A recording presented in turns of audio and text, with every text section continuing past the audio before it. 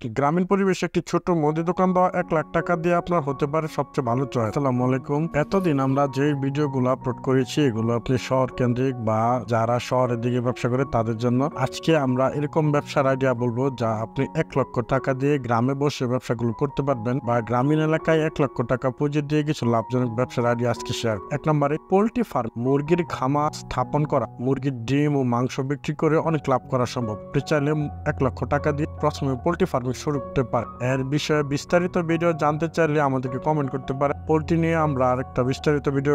2, মৎস্য চাষ। মৎস্য চাষের জন্য ছোট্ট একটি পুকুর তৈরি করে মৎস্য চাষ করা যেতে পারে, বিশেষ করে তেলাপিয়া, পাঙ্গা, কই মাছ চাষ লাভজনক হতে পারে। 3, মধু উৎপাদন। মৌমাছি পালন করে মধু সংরক্ষণ করা ও বিক্রি করা। এটি একটি স্বাস্থ্যকর ও চাহিদাপূর্ণ।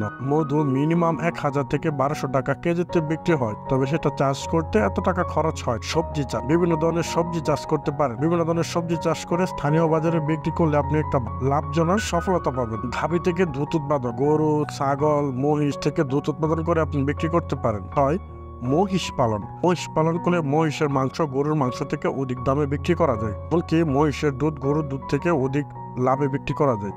ফল চাষ। কলা, পেয়ারা, আম, লিচু ইত্যাদি বাগান তৈরি করে ফল বিক্রি করতে পারেন। সবজি চাষের পাশাপাশি আপনি বিশেষ করে ফল চাষ করতে পারেন। 8 নম্বর, মশলার চাষ, যেমন হলুদ, মরিচ, ধনিয়া, আদা ইত্যাদি মশলা চাষ করে বাজারে বিক্রি করতে পারেন। বর্তমানে মশলার বাজার খুবই চড়া এবং মশলার চাহিদা খুবই হাই। এগুলো চাষ করলে আপনি 50%-এর উপরে লাভ পাবেন। মুরগির খাবার তৈরি। পোল্ট্রি ফার্মের জন্য খাবার তৈরি করে স্থানীয় খামারিদের কাছে বিক্রি করা।